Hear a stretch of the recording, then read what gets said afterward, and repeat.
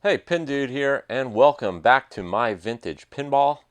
Today's episode is Pinball Restoration Update 1979 Gottlieb Countdown, part number 5. So in this episode, it's going to be mainly board work and repinning some connectors.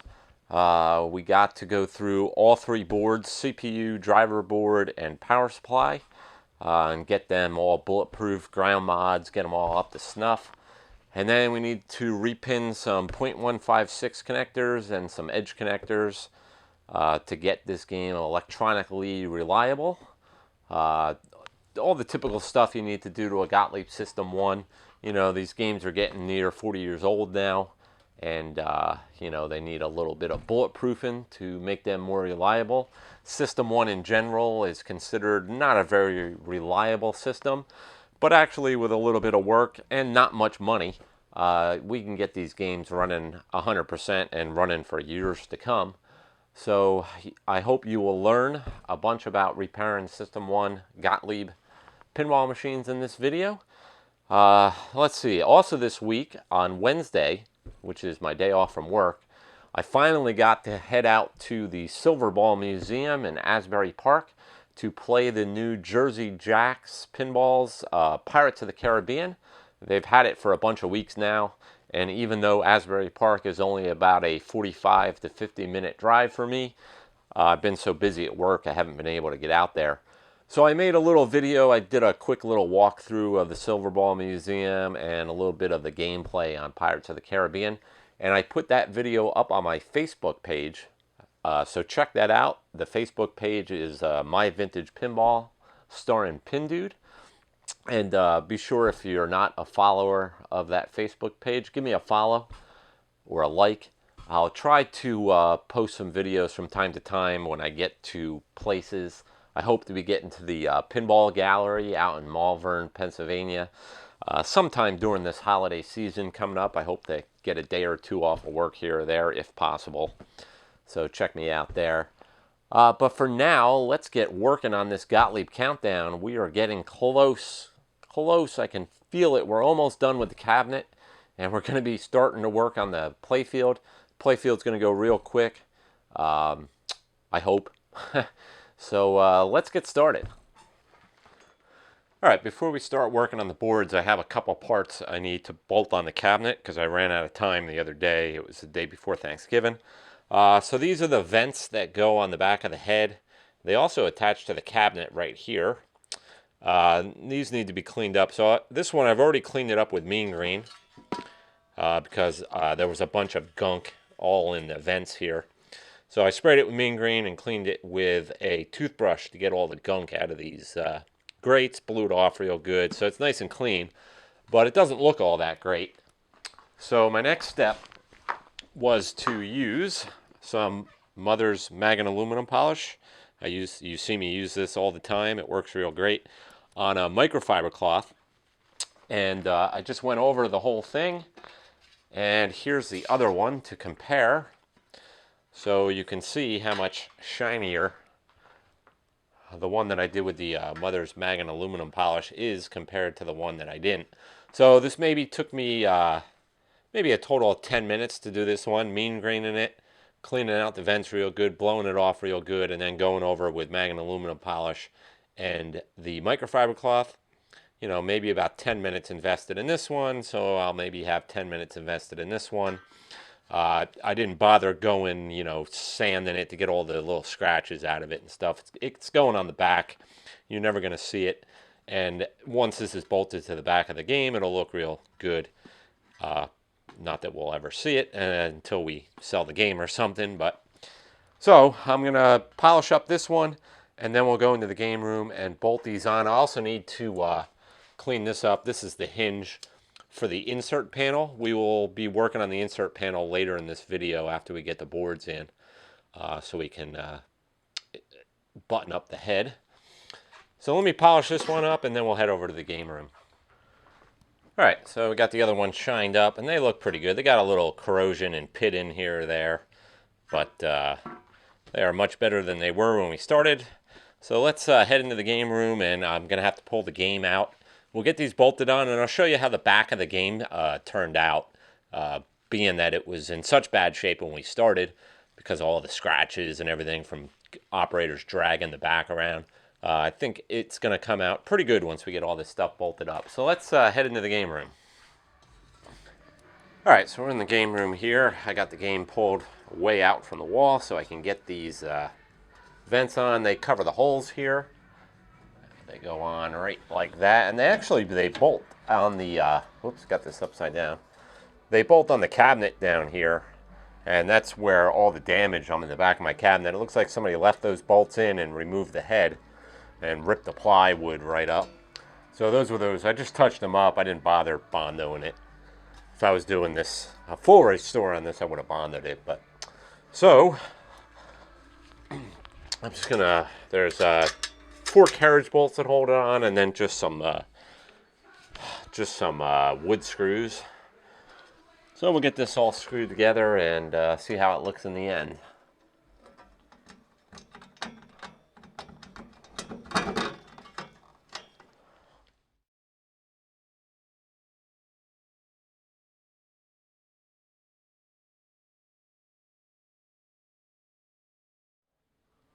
Alright, so there is the back of the game, all buttoned up, cleaned up, and touched up. I think it came out pretty good considering, you know, we didn't do any major repainting or anything, or major bondoing or anything. And it is only at the back, but I do like to make the, you know, the whole game look good. So I think it looks nice. So I'm going to put this back up against the wall. We shouldn't need to get to the back of the game anymore. So let me do that and I'll be right back. All right, so we're going to get going on working on the circuit boards in the Gottlieb System 1 system here. And I'm going to start with the most important mod that we're going to be doing, which is on the driver board. This is the driver board for a System 1 game. And this is what drives the coils and such. So there's 2 versions of this board. There's an early version and a later version. And the mod that I'm going to be doing here, which is adding diodes to these transistors, is from the pin wiki for System 1. So go to the System 1 pin wiki and look for installing blocking diodes on early driver board revisions. So if we read here, it says, early in the production of System 1 driver boards during the run of Close Encounters, which was 1978, diodes intended to protect the CPU from transistor or coil issues were omitted. Later production driver boards included these diodes in series. So if you have a Cleopatra, Sinbad, Joker Poker, and Close Encounters of the Third Kind, inspection of the driver board is highly recommended. All right, so of course we have a countdown, which is 1979, which is after Close Encounters. So my driver board should have been the later one that had the blocking diodes, but it isn't. And it's real easy to check. Right here in the upper right-hand corner where this D. Gottlieb sticker is, there would be 4 blocking diodes here. And the other 3 are down here, I believe. So there's 7 total because there's 7 transistors that need the blocking diodes. So these 3 and these 4. So that's how I know I have the early version of the board. So my guess is the game probably came with the updated driver board, but something happened to it and somebody swapped in this early one. So no big deal. It's easy to fix. So I'm going to be adding the blocking diodes to this board right now. Now there's a couple ways you can go about this. This is the connector that goes from the CPU to the driver board. So you can buy a new one of these that has the blocking diodes in it already, and you can get that from Docent Electronics, but it's like $30, and I don't want to spend $30. You can modify this one by cutting the correct wires and putting blocking diodes in the wires, and I'm sure you can find where to do that either on Clay's site at pinrepair.com under the System 1, or maybe it's in the pin wiki, or you could just look at a schematic. But I don't like that method either because it's messy and, you know, it's a lot of shrink wrapping. So I'm using another version of this mod. It's, like I said, it's on the pin wiki, so go to pin wiki, Gottlieb System 1.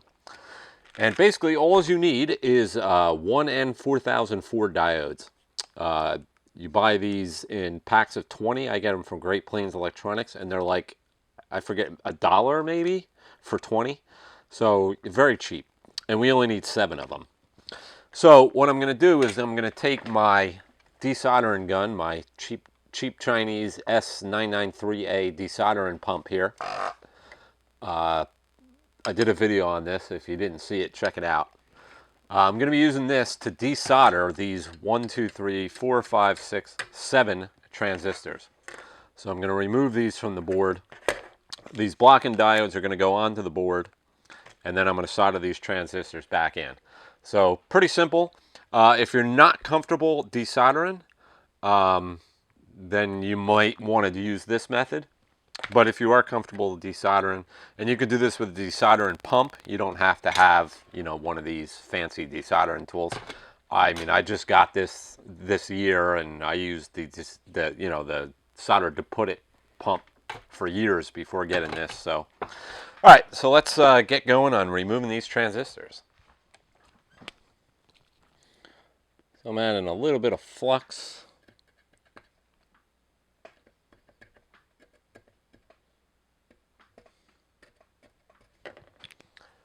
And then I'm going to add a little bit of fresh solder.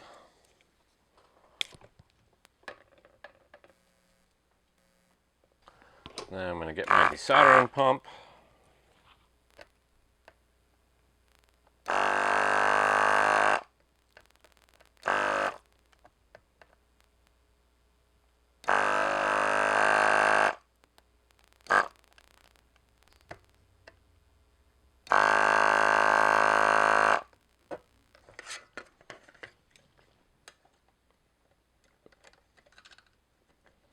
And then with a little bit of finagling, we should be able to get it right up.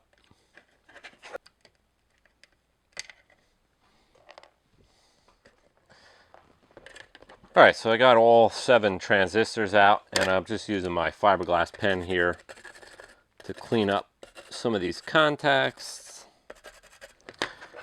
I also took my meter and put it on the buzz continuity mode, and I'm just checking all my through holes to make sure I didn't damage any.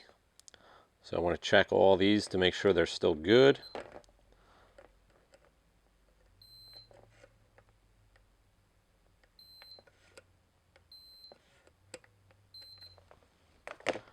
All right, so now that we got that all done, now we need to go back to our PinWiki thing that I printed out here and highlighted so I know what I'm doing here. So we're going to take our 1N4004 diodes and get a couple ready here. Okay, so we want to take basically these diodes. We're going to need 7 of them. And solder the diode in the left through hole. So we're looking at the board normal here, the left hole on each one.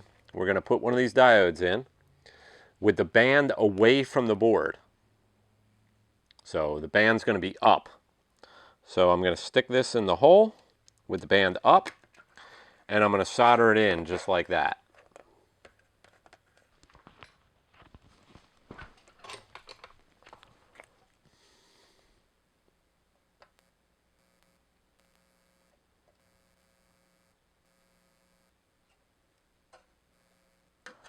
So I've got our diode in and the band is up. So now I need to do this for the next 7 or the next 6 slots. So I'm going to cut off 6 more of these diodes. So I'm just going to continue. Band goes up away from the board.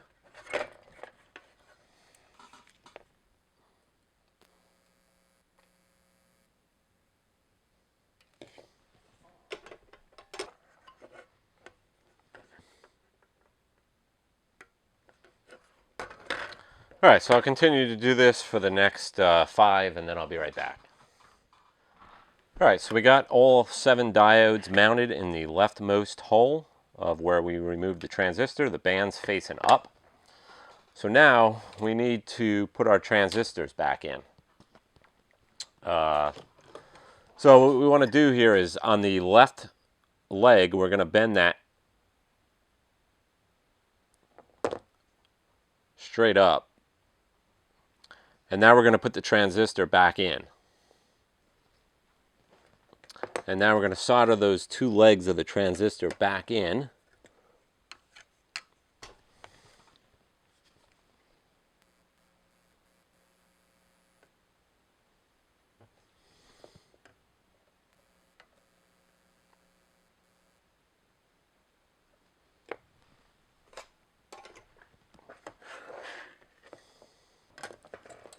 All right, so now we just got to connect. We got to connect the leg that we bent up on the transistor to the leg of the diode. Solder those together, and then we'll clip off the excess, and we'll be done with this one, and we can move on to the next 6.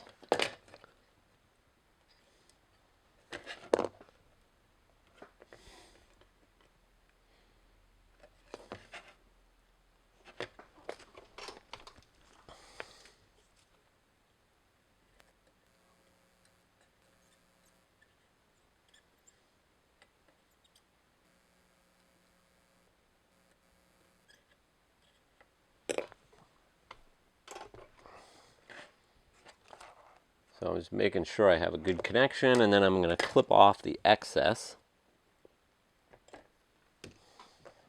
All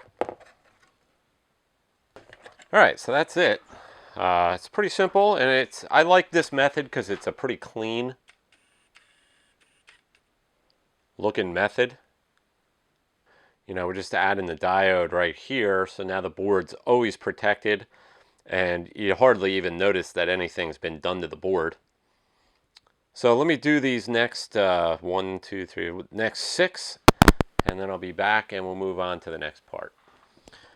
All right, so we got those all in. Here's the diodes. They're standing upright with the band facing up. And we just bent that tab on the transistor up and soldered it to it, and then clipped off the extra lead of the diode. And we also soldered these back in. And as I was going, I was checking all my connections with the continuity check on the meter to make sure everything is connected the way it should be. And now I just want to clean off this flux a little bit. So I'm going to take some 90% alcohol.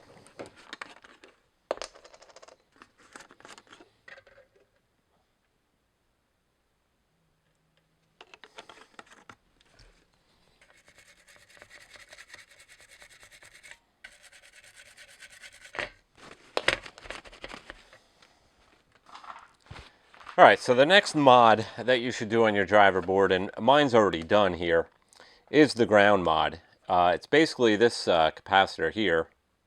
The top here is positive. It's actually marked. It's kind of blocked by this sticker.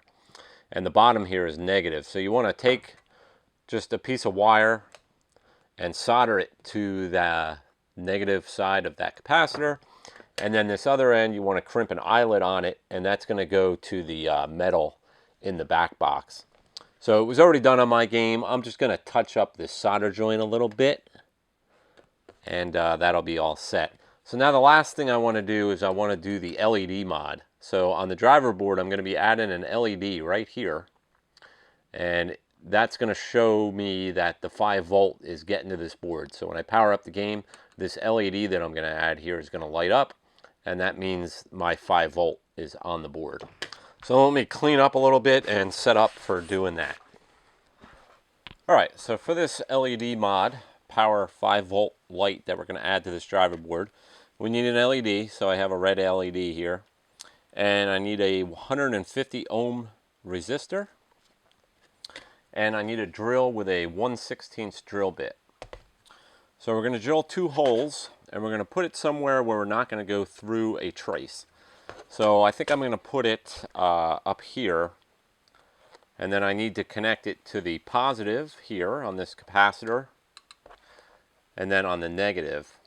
So because I'm going to be mounting it so far away, I'm going to have to put some kind of a jumper wire, and I'll use a little shrink tubing to insulate that.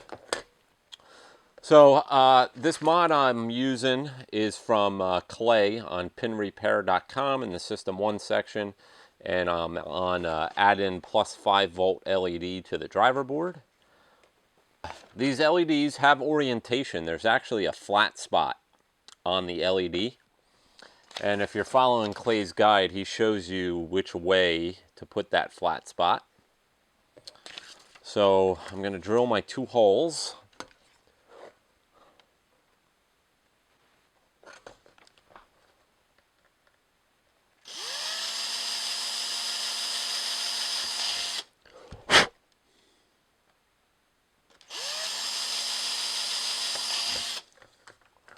So that was a 1/16 drill bit. And then I'm going to get my flat spot on my LED and put this in the orientation that the guide says to put it in.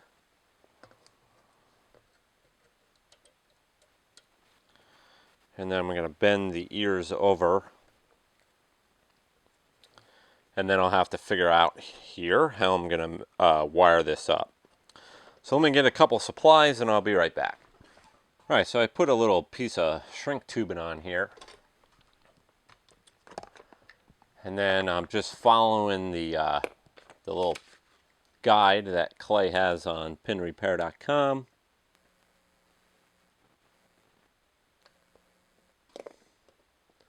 And I'm going to solder this LED on the positive side. The positive side doesn't need the resistor.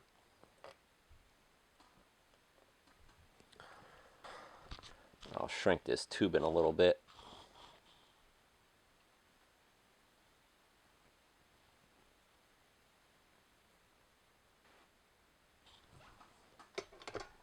All right, now on the other side we need the 150 ohm resistor. Now it's a resistor, so it doesn't matter which way it goes on.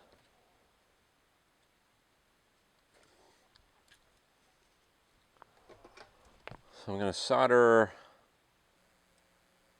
the resistor to the leg of the LED.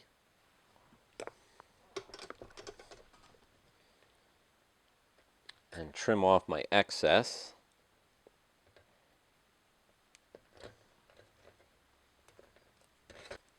And now I'm going to put some shrink tubing on it.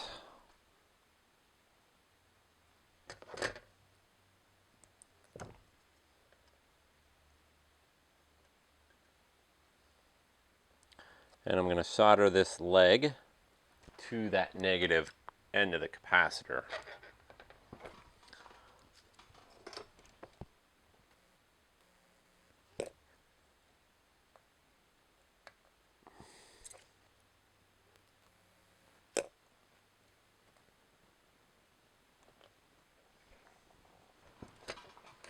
So there you go, we got our LED here. I'm going to make a little label that says 5 volts for that. And then if we flip over the board, the positive end of the LED is going to the positive end of the capacitor. The negative has a 150 ohm resistor on it and it's going to the negative. All right, so I got my CPU board here. This is an original Gottlieb System 1 CPU board. It's really clean. It has no battery damage on the board. The factory battery's been removed, and the previous owner installed one of these 3 AA remote battery holders. Now, there's nothing wrong with this setup. I did this setup with the 3 remote battery holders for years.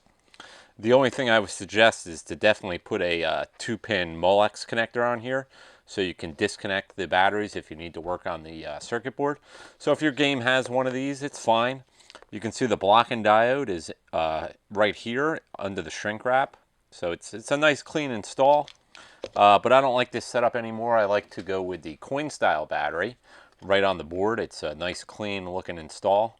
So that's what we're going to do. We're going to install a 2032 lithium Coinstar battery now. So let's get set up and remove this setup and add the new lithium setup. All right, so first I'm going to remove the batteries here so we don't have any voltage. And then I'm going to take my clippers and I'm going to clip the wires and get this old battery holder out of the way for now. And I'm just going to do this with my soldering iron and a one of these handheld solder dipputtits. So I'm going to add a little fresh solder. And then I'm going to just use the soldering iron to pull the wire out. I got the little piece of wire that's left.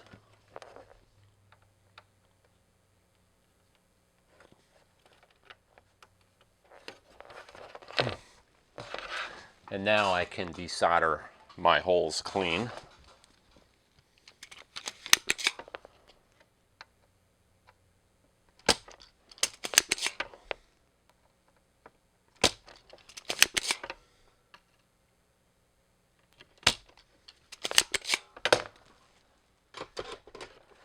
All right, so I got my all my battery holes here cleaned up. I kind of went over them with the fiberglass stick, and then I resoldered them and fluxed them with fresh solder, and then sucked the holes out with my desoldering pump so that we're all set to go. So on the front side of the board here, you can see there's a positive label here and a negative label here. So all you're going to need for this is a 2032 battery holder. I got these from Big Daddy Enterprises. I bought like 10 of them at the time, and I'm down to like, this is my second to last one, so I need to get more. Obviously, you're going to need a 2032 battery, and you're going to need a 1N4004 diode. So what we want to do here is take the positive end of the battery holder and put it in this hole that's just to the left of the hole that says positive. And we want to put the negative one in the hole that says negative.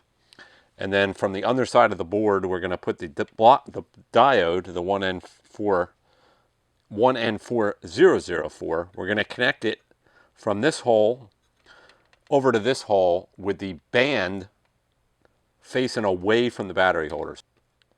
All right, so we got that in. It's a nice snug fit. So now I'm going to flip this over and solder that in.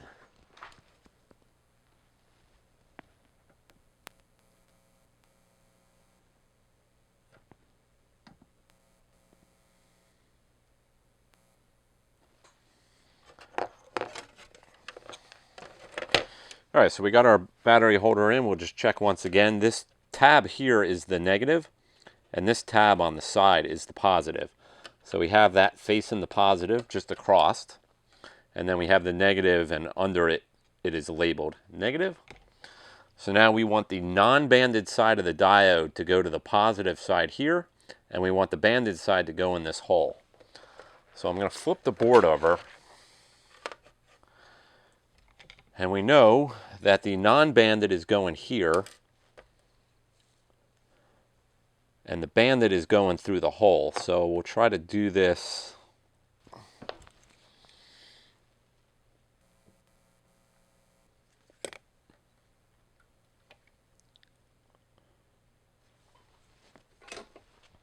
And you want to keep this as low to the board as you can.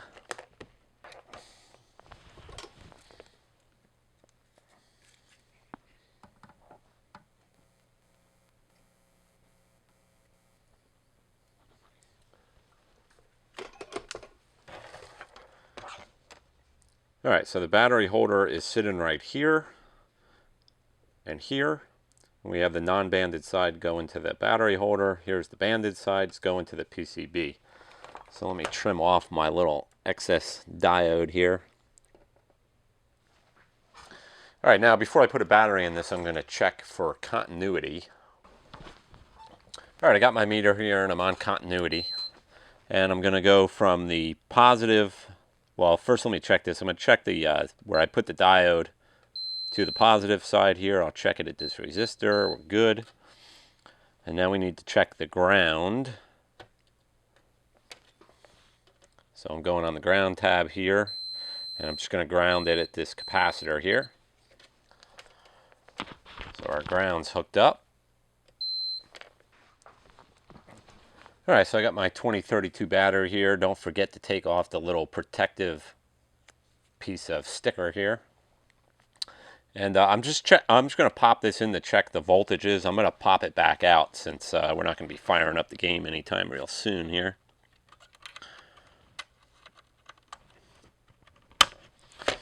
All right, got my battery in. Going to change to DC volts. Going to put the positive on the top of the battery and ground the other side. And we have 3.28 volts. So let's keep that on ground and check it at the diode here.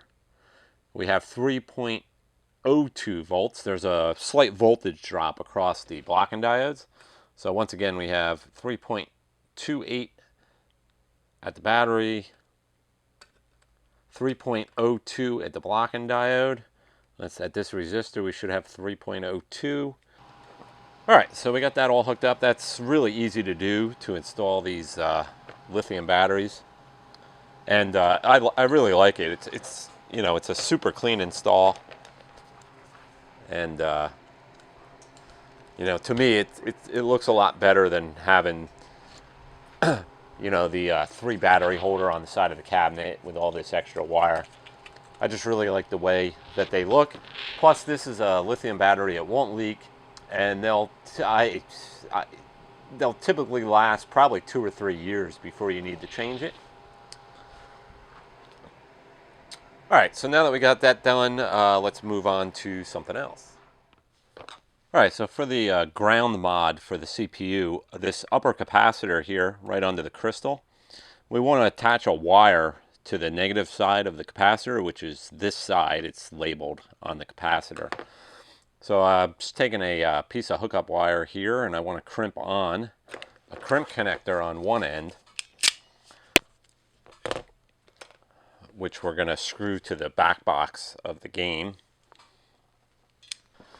All right, so I got a terminal end on there. Now I'm just going to strip a little bit off the other side.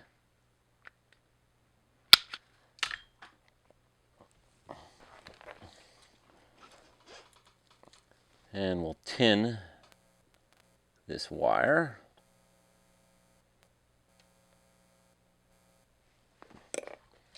And now we just want to solder this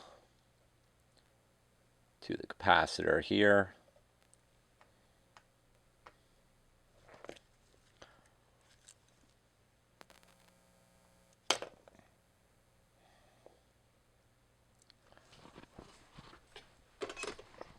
Make sure you have a nice connection there.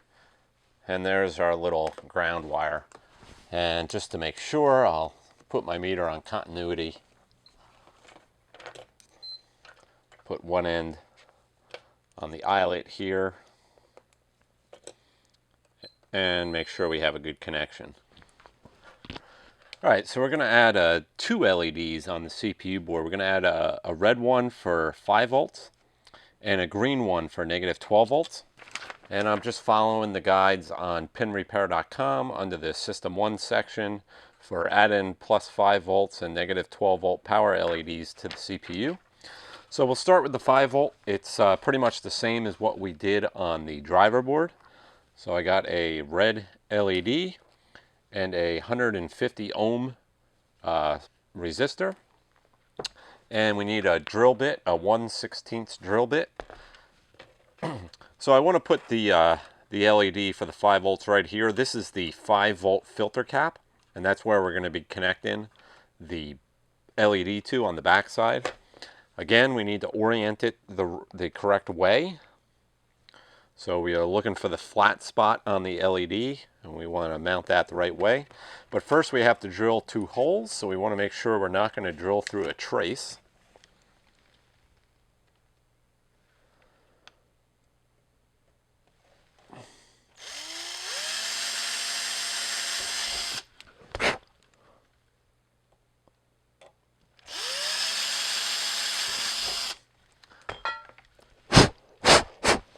So we got our 2 holes drilled. Now I'm going to take the LED and orient it the correct way following the guide.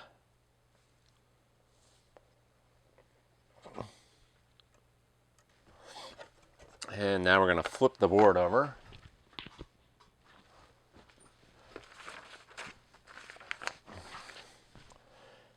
So the top lead is simply going to bend over and go to the positive of the 5-volt cap here. So that one's pretty easy.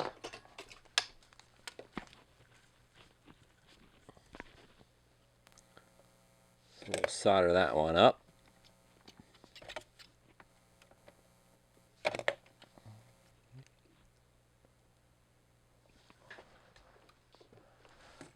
And we'll clip our extra lead here. All right, so the other side needs to go to the ground, which is this pin. So we're going to solder it right to there. But we need to have the 150 ohm resistor in there.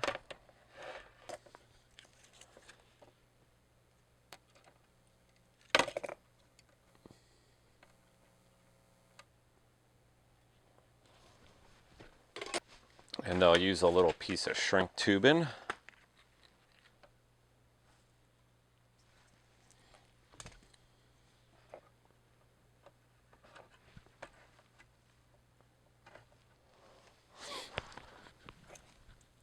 And now we're going to solder this to this ground.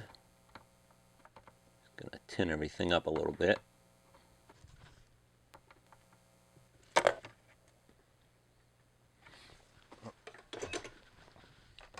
Alright, so there's our little LED attached to the 5-volt positive, and then 150 ohm resistor going to the negative. And there's our LED on the board. So, pretty simple mod, and it's really neat because now you'll be able to see these light up. So now we're going to do the -12, which we're going to mount right about here. This is the -12 filter capacitor.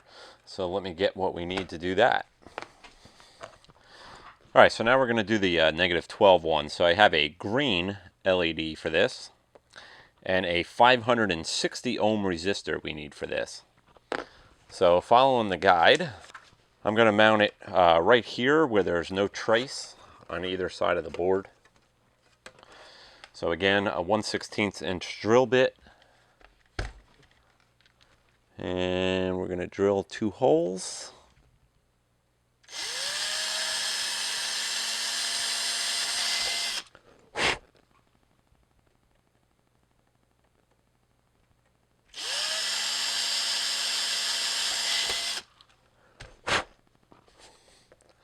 And then we'll take our LED, make sure we're orienting it the right way with the flat spot, which in this case is down.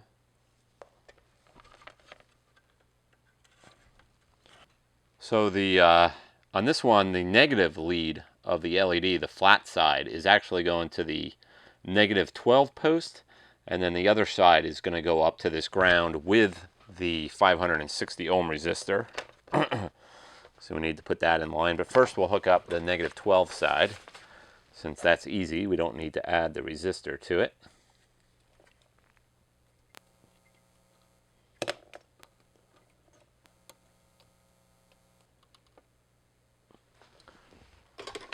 So I just soldered that on, and I'm going to trim off the excess leg here.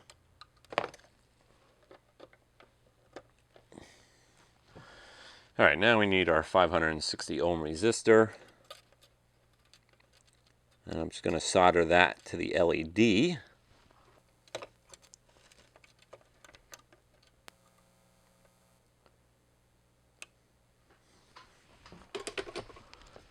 And trim off our extra wires.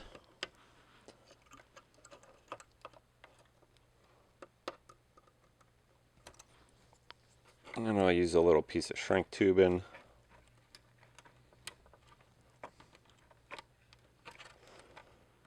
And then we just need to attach that to ground.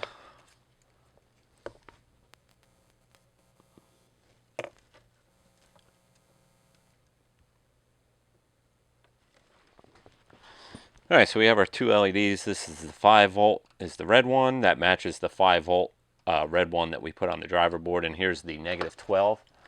So I'm just going to take a Sharpie and write what these are.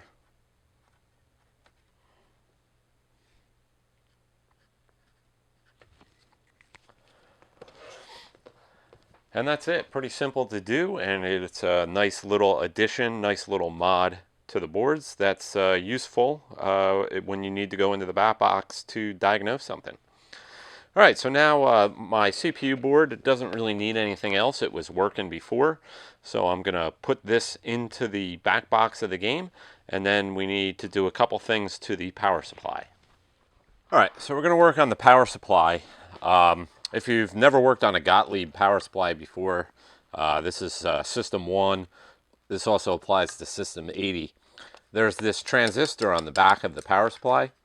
They basically use this metal plate as a heat sink for this transistor. So you need to desolder it to be able to take the board off of the plate. And you would need to take the board off the plate if you wanted to do a cap kit, which if your cap kit is not done, you would definitely want to do a cap kit. Now the guy I bought this from just put these caps in, so obviously I don't need to worry about replacing the caps. But what I do want to do is I want to replace these headers, because these headers are a little corroded, and they're also like a round style. I like to put the more modern square pins in, and then I'm going to put matching trifurcon pins on the connectors, so I get the best possible connections that I can get here. Also, I'm going to be adding a 60 volt LED here for the high voltage for the displays. This is the connector for the displays here that supplies the 60 volts. So let me split this board. So here's what we need to do. We need to desolder this transistor here. And for that, I'm going to use my S993A. And then you need to unbolt the transistor. There is a there's an insulator here that we don't want to damage. We need to unbolt these two transistors, and there's the thermal paste under there. We're going to clean that off and put new thermal paste on. So first, let's desolder this transistor so that we can get the board apart. All right, so I unbolted this plate, just 2 screws. Although it looks like there used to be 4, so we may need to find some screws. And I took the 2 bolts out on these transistors here. So now I need to desolder the transistor that goes through the plate here.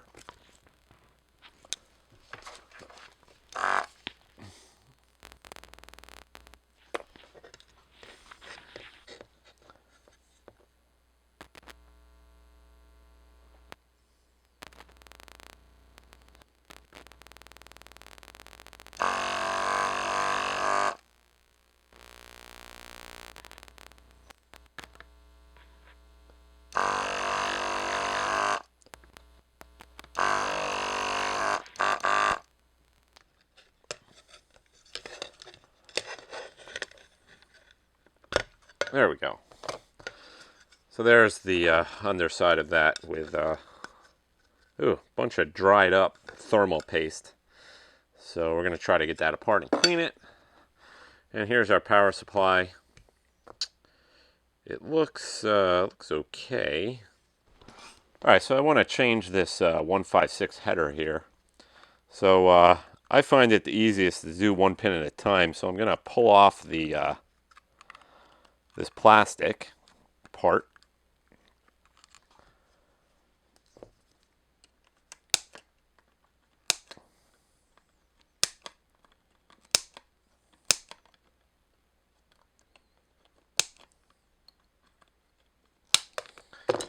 And then I'm going to heat up the pins and take them out 1 pin at a time.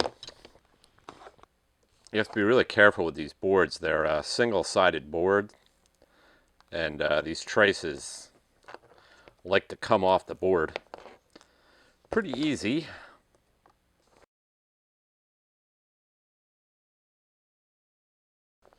All right, now I'm just going to clean up the holes with my desoldering pump here.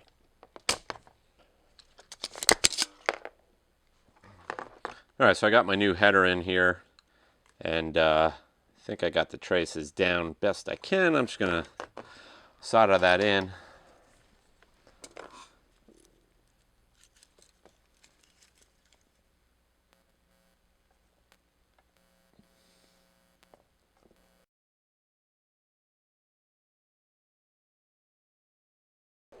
All right, we're definitely going to want to check these for continuity since it's not easy to get this board back apart once we get it together. So we definitely want to make sure each pin is going where it's supposed to.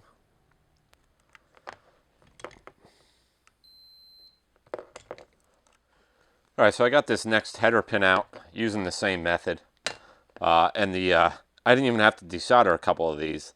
The solder joints were cold and they were cracked and the pins just fell right through. So that's, you know, like you don't necessarily need to change these. I just like to change them.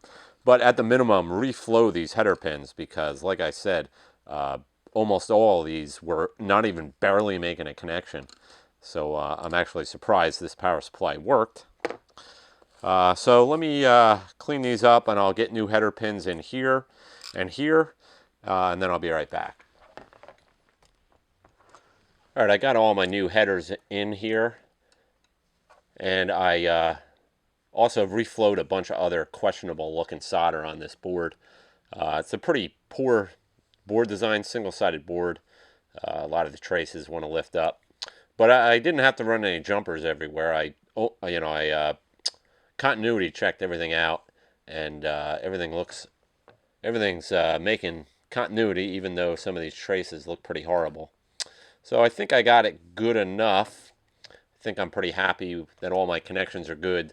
So we can bolt it back to the plate, but first I want to clean up all these plates and all the screws before I put it together. So let me clean up all that stuff and then I'll be back. All right, so I got everything cleaned up and I got new thermal paste here. And I'm wearing gloves because you don't want to get this stuff on you because it'll get everywhere. And it's very hard to get off your hands. So this transistor can only go in one way. So we don't need to worry about that. So I'm just going to put a little thermal paste on everything and bolt it back to this plate.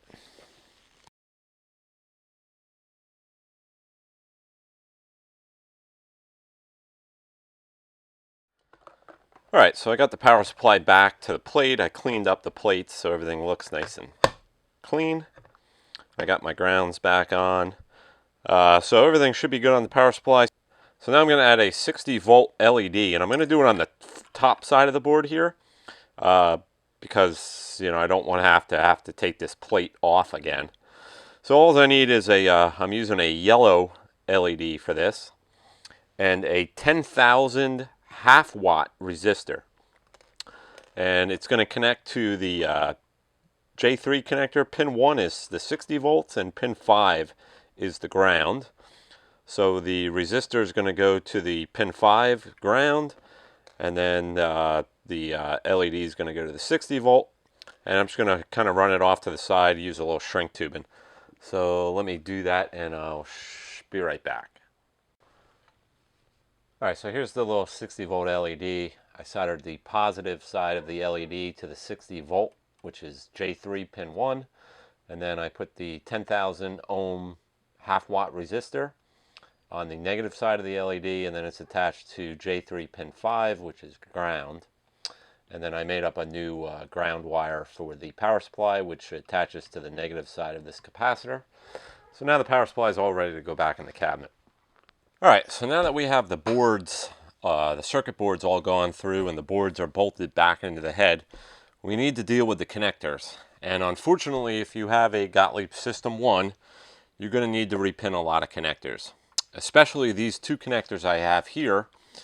This one being the connector that goes from the power supply to the CPU, supplies the 5 volts and the negative 12 volts and the ground to the CPU. And this one, which is the interconnect connector between the CPU and the driver board. So we have two different styles of connectors here. On the power supply, we have a regular 0.156 connector that slides on the header pins. And on the other side, we have an edge connector.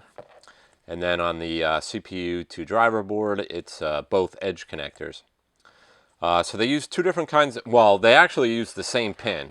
They're 0.156 crimp-on terminals. But for the push-on connectors, we want to upgrade these to the Trifurcon style. As you saw, I already upgraded the power supply to the square style of 0.156 header pins. So when we add these Trifurcon pins to that, we're going to have an excellent connection there.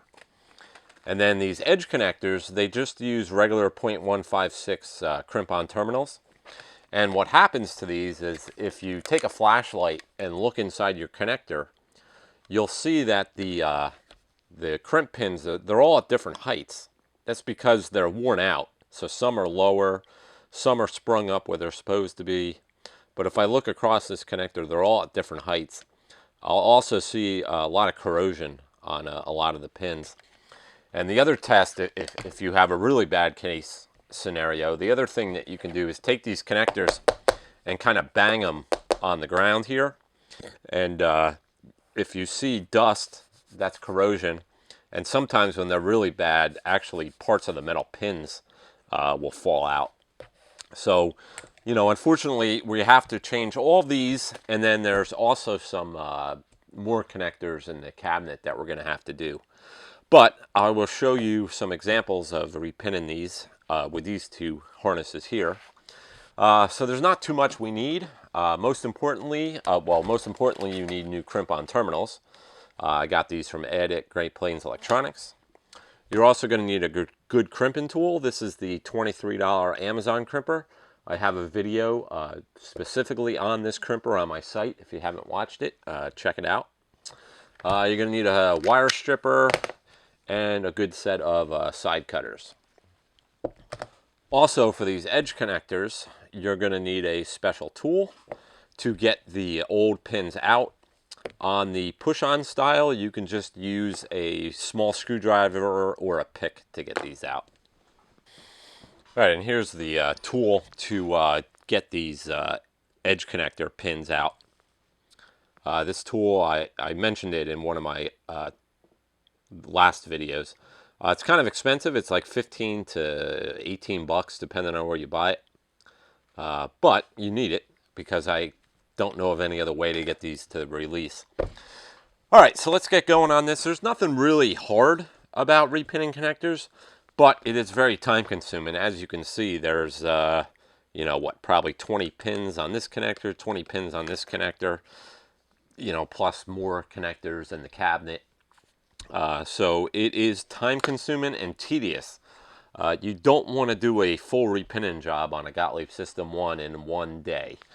Spread it out over a couple different nights because it's kind of tedious work. So I'm going to start on the 0.156 connector that goes to the power supply, which are the slide-on connectors. And we're going to use the Trifurcon pins for these. So you want to do one pin at a time because you don't want to mix up your connectors here. So to start, I'm going to get a couple little tools here to release the pin. So here I have a straight pick and here's a tiny screwdriver. The tiny screwdriver should be enough. Basically there's a little tang and you want to push that little tang down, bend it down, and then you'll be able to get the wire out. Sometimes they can be a little, there we go. So there we're able to get the wire out. And here's the pin that we're going to replace. There's some corrosion and it's just generally worn and doesn't quite have the springiness that it should. So I'm just going to take my dikes and cut it as close to the old crimp terminal as possible so we don't lose too much length on the wire. And then you want to strip about 1/8 of an inch off the insulation. So not much at all. And now we are going to crimp on a new connector.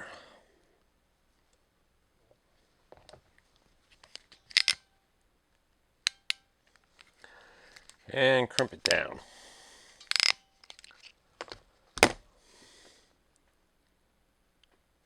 All right, so here is where you want to be careful. You want to make sure that you got a good crimp, so you don't want any play. And it is a very good idea to check these for continuity before you plug it back into the housing. You know, say you do 50 of these pins, and then you put the game all together and turn it on and something's not working. Well, now you're like, well, which of those 50 pins did I screw up? So it's a good idea to check it now.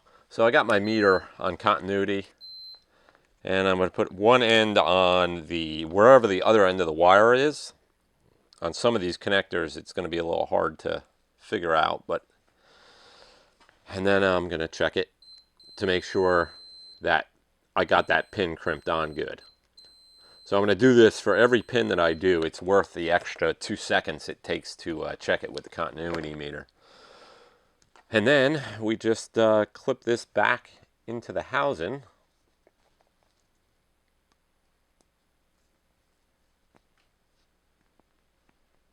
And make sure it snaps in all the way. You can't pull it back out. And then we have one connector done and a bunch more to do. All right, so I'm going to go through and change these next 4, and then I'll show you an edge style connector.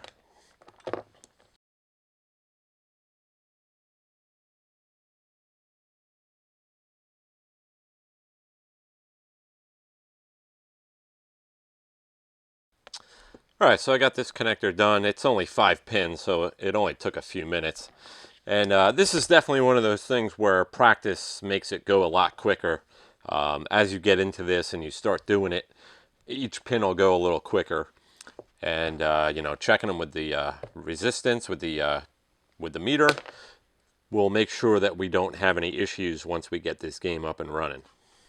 All right, so now we need to do the edge style pins, and that's where we're going to need our little Molex extraction tool. So everything's going to be the same here except how to get the pin out. So there's a little slot in the edge of the connector here, and the key is you need to slide this tool in and make sure you don't bend the tool or you'll break this tip off and then you'll be in trouble. So I haven't done one of these in a while, so let's see how we do here. You can see through the housing kind of what you're doing, and with enough finesse, you'll feel it snap in, and then you can pull the pin right out. So we need our 0.156 non-trifurcon pin here.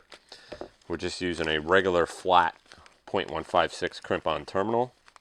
So now that we got the pin out, it's the same as doing the other style. Just going to clip off the end, strip 1/8 of an inch off the connector, off the wire. Get our pin set up in our crimp tool.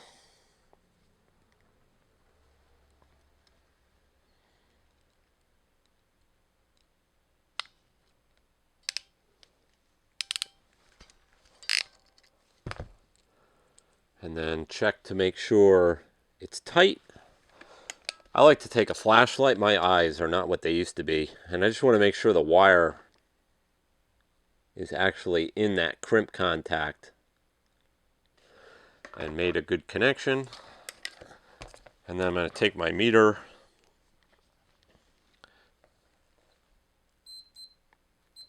and make sure I have a good connection before I plug it back in.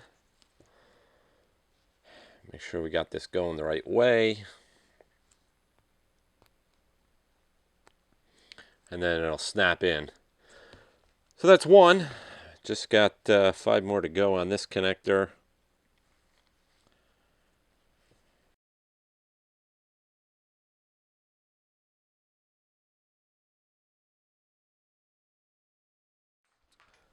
Alright, so I got this connector all done. I still got to do this connector and then a bunch of other connectors in the cabinet. But we will do that over the next few days in my spare time. So I'm going to go inside and plug this connector in. I'll show you what we got in the back box, and then we'll wrap up this video. Alright, so we got our boards that we went through back into the back box, CPU, driver board, and the power supply. Here's the connector that we just repinned. All our ground wires for the ground mods for Gottlieb System 1 are installed and screwed into the back box. So I just got to repin the rest of the connectors, and then we'll be able to hook up all the rest of these connectors that are currently down in the cabinet here. So that'll do it for this video. Let's go to the garage and wrap it up. Alright, so there you have it. Gottlieb Countdown 1979 Pinball Restoration Update, part number 5. Got a lot of board work done in this episode. All the boards are done. We started the repin connectors. Still got a bunch of repinning to do. I'll cover a little more of that in the next episode. Also in the next episode, we need to do the insert panel. So we need to strip down the insert panel, repair any damage to the wood, and we're going to repaint that insert panel in a nice glossy white. And then we will be able to reassemble the rest of the head and be done with the cabinet. And hopefully, by the end of the next episode, we'll be able to get that playfield out here and start working on that. So I hope you learned something about repairing a Gottlieb System 1 pinball machine. I know they get a bad reputation for being unreliable, but they're really not. If you spend a little time bulletproofing the boards, doing the ground mods, and most importantly, repinning the connectors, that eliminates pretty much 100% of all the unreliability in the system. It's a really simple electronic system, and you know, with a little maintenance on these games that are now 40 years old, they will be reliable for years and years and years to come. Really, the main thing that killed these games was the onboard battery leaking onto the CPU and damaging the CPU. That's why you see a lot of people that use Niumph boards to replace the original CPU that got damaged. Luckily, in my case, I ended up buying a game that had a CPU with no battery damage, so that worked out very well. So, also this week, I had a viewer send me a gift. I had a viewer send me a gift from Amazon, and he sent a little note. So it's a viewer, Kevin D, sent me a gift, and he writes, "Hi Doug, this is nothing big, but should help a little bit with your electronics work. Thanks for all the great videos." From Kevin D. And he sent me a WIA chip puller. I love WIA tools. I have a bunch of WIA tools here. I actually don't have this chip puller, so that worked out really good. Thanks a lot, Kevin. I really appreciate it. If you have any questions or comments you'd like me to read on the air, send me an email at fierodoug@gmail.com. Check me out on Facebook at My Vintage Pinball, starring Pin Dude on Facebook. And that'll be it. I want to thank you for watching My Vintage Pinball. I am Pin Dude. This is My Vintage Pinball. Thank you for watching, and I will see you next time.